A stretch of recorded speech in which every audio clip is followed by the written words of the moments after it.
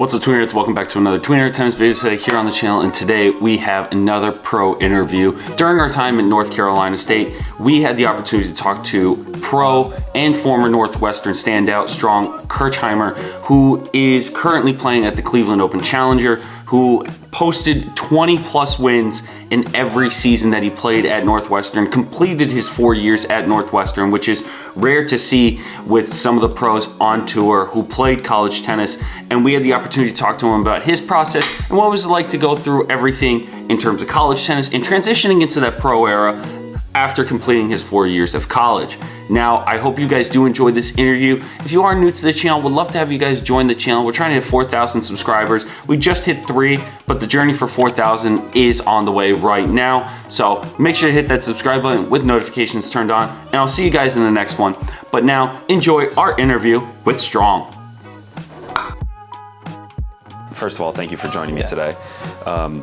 How did this journey to pro tennis start for you? Because you also played, you're one of the few people that we spoke to that have played 4 years of college tennis, and that's rare for someone that goes pro afterwards.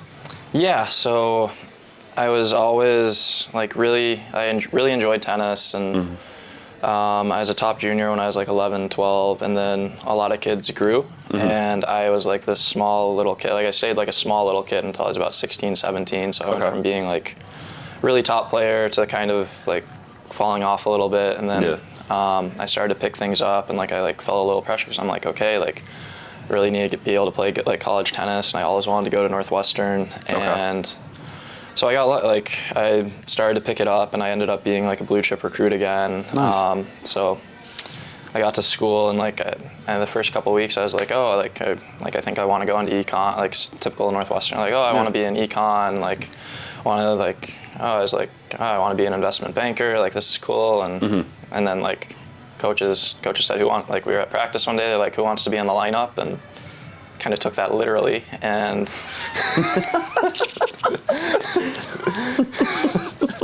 and then the next thing I knew, I was a communications major. Really? I was taking acting classes. I was I was very invested in my tennis from then on, and I didn't know I was gonna play pro tennis or not, but I really enjoyed the team atmosphere and competing, and I really wanted to play, and I enjoyed competing in the Big Ten, and so I took that really seriously. I was always happy to do the extra stuff, and I'd play a lot of guys would do internships, and I was playing futures over the summer, and I didn't I didn't think I wanted to play pro tennis, or I didn't think about it. Oh wow. But I would always play those tournaments, and then my junior year I had a really good all of a sudden I started playing really well, and they put me down at 3, and I ended up going 24-1. Wow. And I started playing tournaments over the summer again, and pick up a point here, pick up a point there, and then all of a sudden back-to-back weeks I had top 250 wins and some of the futures, and then I got to play test the waters a little bit. I got into, obviously I'm not ranked very high, but I got to play a couple challengers. I'm oh, this is pretty cool. This is fun, and then school came back around. And I was this sounds bad, but I was very invested in my tennis, and I still took my school seriously. I made sure I graduated, got my degree, and I'm lucky I had my dad and I had Arvid on me for that. But I was really into the tennis when I was there. So I don't think it necessarily is a bad thing that you say that, because it seems like you kind of made your decision once you got to school and once you got to experience those things. And so let me ask you this: how come, if you decided that, how come you just didn't go pro and then finish college? I wasn't good enough. Hands down, not good enough. Okay. The player that I was going to school, I just flat out wasn't good enough. I was playing 5, fighting to play 5 for a Big Ten team. Okay. And the next year I was kind of a little bit of a stack at 2. I wasn't quite good enough then. And junior year, I did some good things at 3, but to consistently play professionally, it's just a completely different beast. I kind of approach it differently now, where it's a 30, playing a pro schedule. It's a 30 week, a 30 round fight. Each week is a different round. Yeah. Kind of trying to think of it like that, and you have to be really emotionally mature, and physically it's like a little bit more taxing, and when you're some guys are able to do it when they're 17, 18, 19 20, but like your body's not going to be mature emotionally, like unless you're just like a great talent. Like that's not necessarily the case, and there's always like stuff you can work on to get better. And like for me, like if you go and look at like video from when I was playing in college from what I look like now, like I look like a completely different player, like strokes, like technically, like how I play, like, and so like some people I think that's instilled in them very quick. Yeah. And then others it takes like longer for people to mature. And like even if you look on tour, like guys are playing their best tennis like later in their careers, like once you get to 29, 30, like which hasn't always been the case. So like I kind of started to see that and understand that a little more. So is that something that you take away from college tennis to the pros? Because I feel like that transition for a lot of people, they don't necessarily understand what it takes to kind of make that final transition of graduating and then go, okay, now I'm fully committed.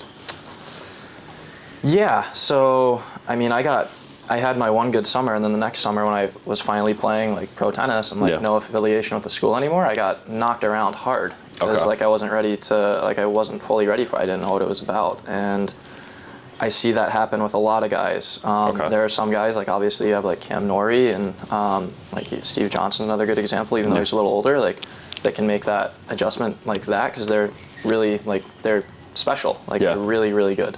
Yeah. And there are other guys like myself, and then there are a lot of other ones I've seen that, you know, like it's going to take time. You have to work at it because you don't like, you have to like, I don't like the term, like the word grinder that much, but you have to like work, like you have to like improve, and like there's like a balance between working and like that's your job. And I think like college tennis is so great because it allows you to work and like you're stress free, but then all of a sudden you're outside of that bubble, you're on the outside, and like you don't have your, like you have to get your racket, like you're paying for your own rackets to get strong, you're paying your own expenses, you're looking for your own flights. And it's like, that's the nice thing about school, like, oh, you like break 3 strings that day, Arvid, here's 3 rackets, can you get them done for me? And like next day, like boom, they're in your locker. Food, like they give you your food, they give you what you need, which is obviously like a really great benefit, but then you have to really mature and be able to handle that and like do that stuff for yourself and like be comfortable doing it, and not like freak out, and like just be chill with how things are. And I see a lot of guys who aren't, I've seen a lot of guys who aren't like quite able to handle that adjustment, and they're out of it, like they're not playing anymore, even though they're really nice games and like really great guys and like great players, but they're out of there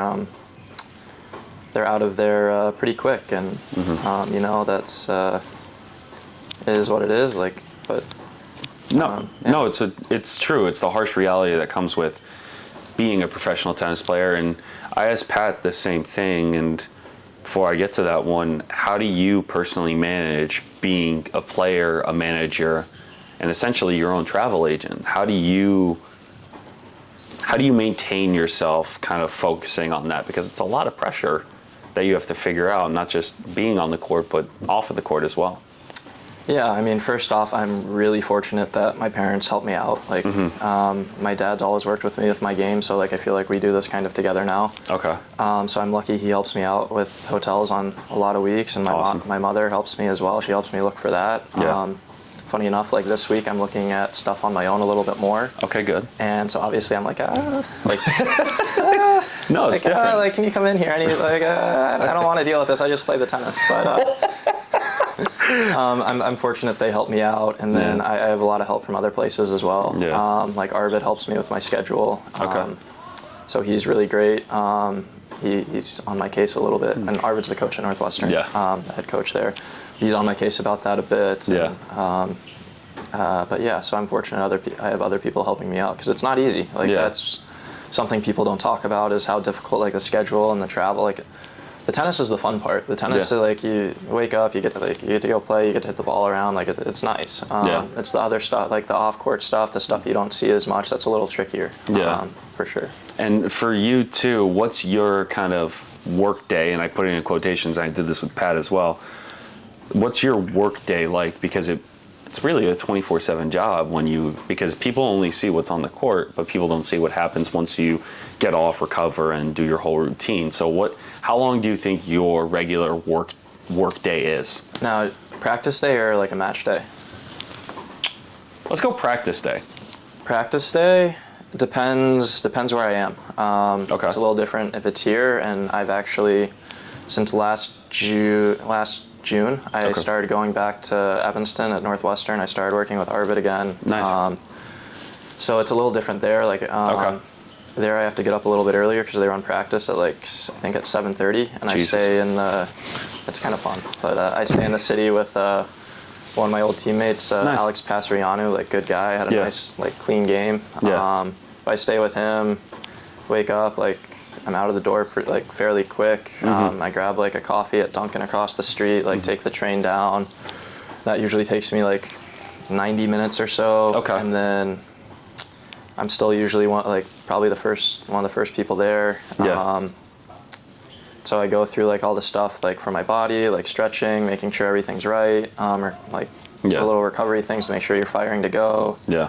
Fun word they like to activate, which at that place they use that pretty sarcastically, which is pretty funny. But and then I'm on court usually from 7:30 till 9. I want to say 9:30. Yeah. And then so that's just I'm practicing with one or two of the guys. Yeah. I've gotten to a point where I'm kind of because for a while I had to run my own practices and come up with what I needed to get done, and I'm kind of I'm Arvid, tell me what to do, I'll do it. I'm not going to say too much.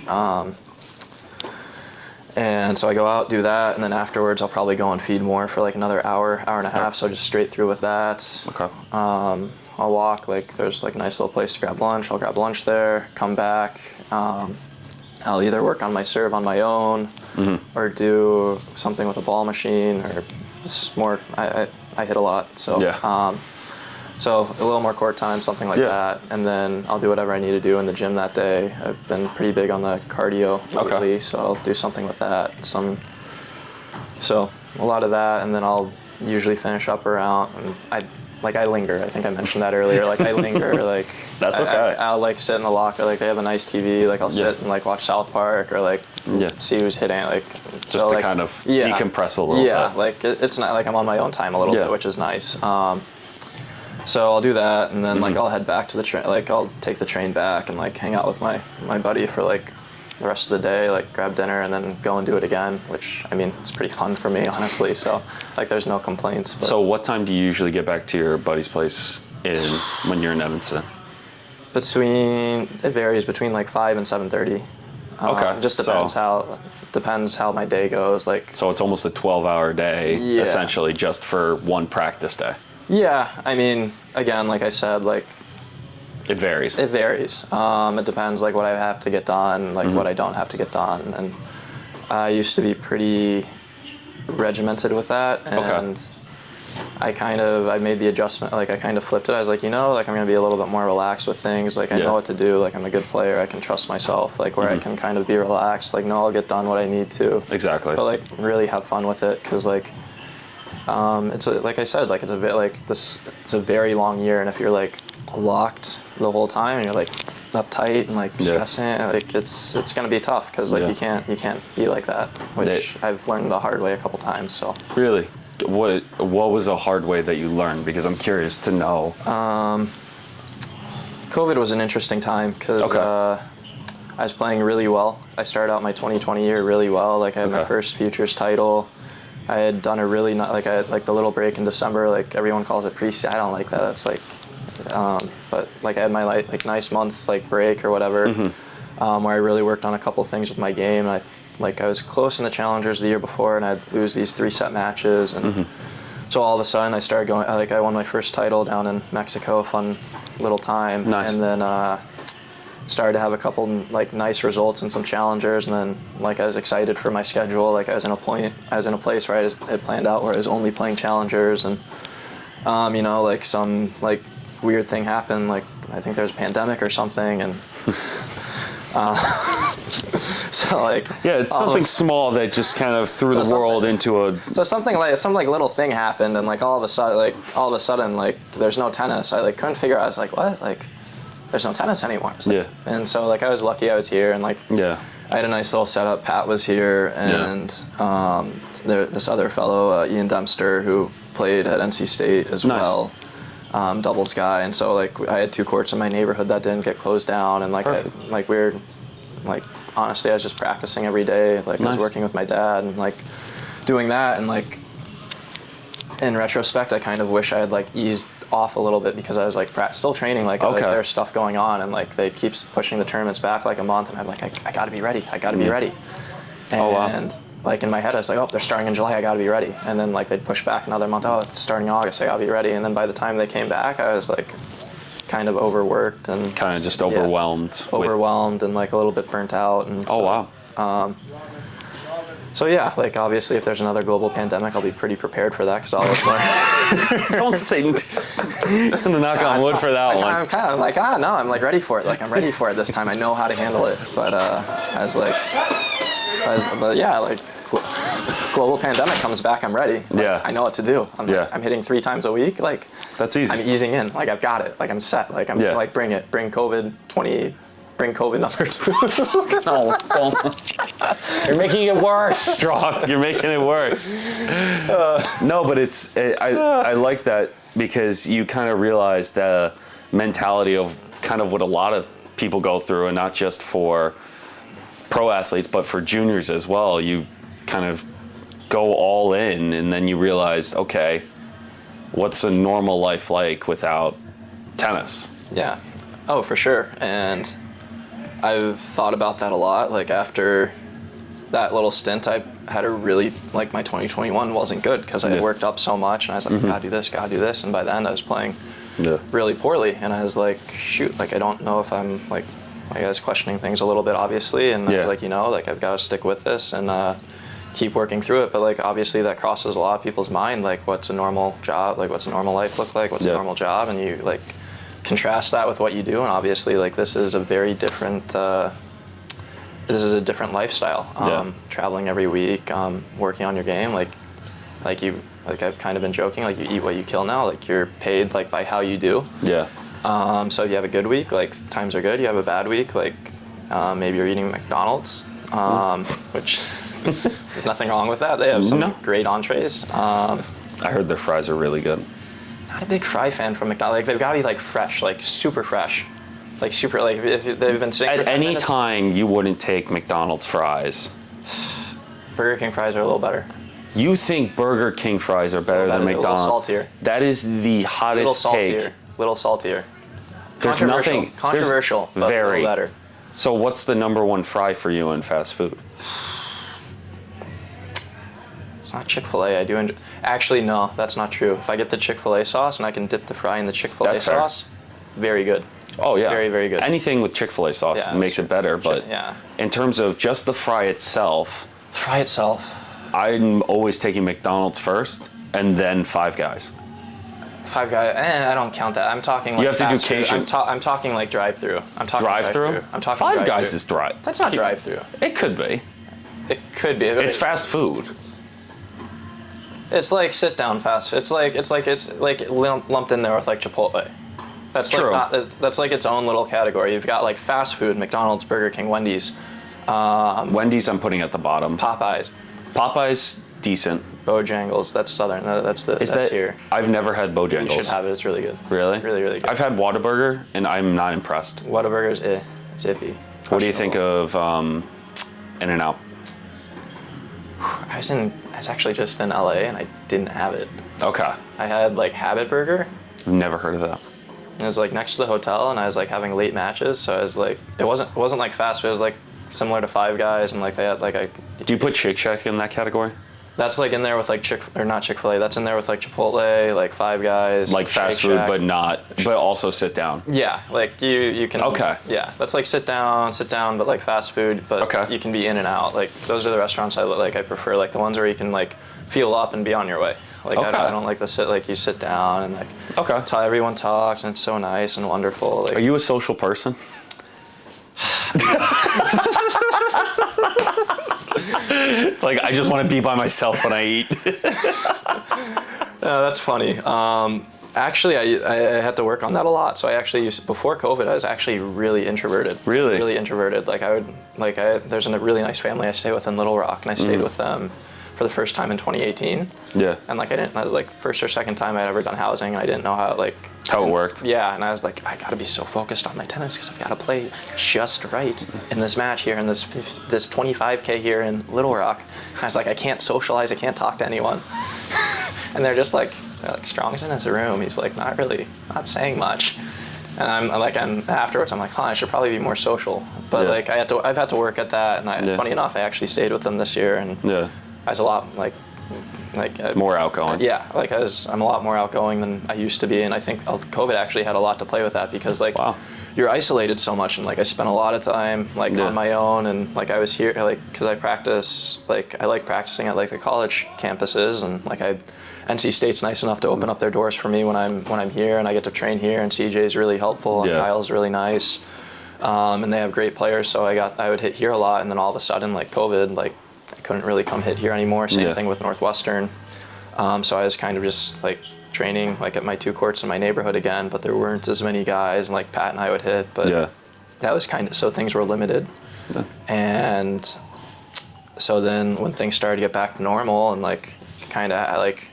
have a social life again and see other people, I was like, oh, this is actually really fun. Like Friday night, I'm gonna hang out with my buddies. Like, this is great. I'm not gonna sit in solitude. This is fun. Yeah. And so I've become a lot more social because of that, I think. And so now it's actually pleasant for me. And if it's with people I know, if it's someone if I'm around people I haven't met or anything, I'm a little bit more reserved and quiet. But I'd say I'm a little bit more outgoing than I used to be. And Love that. I enjoy it a little more. But love that. And to first I have to say thank you for doing this again. I really appreciate that.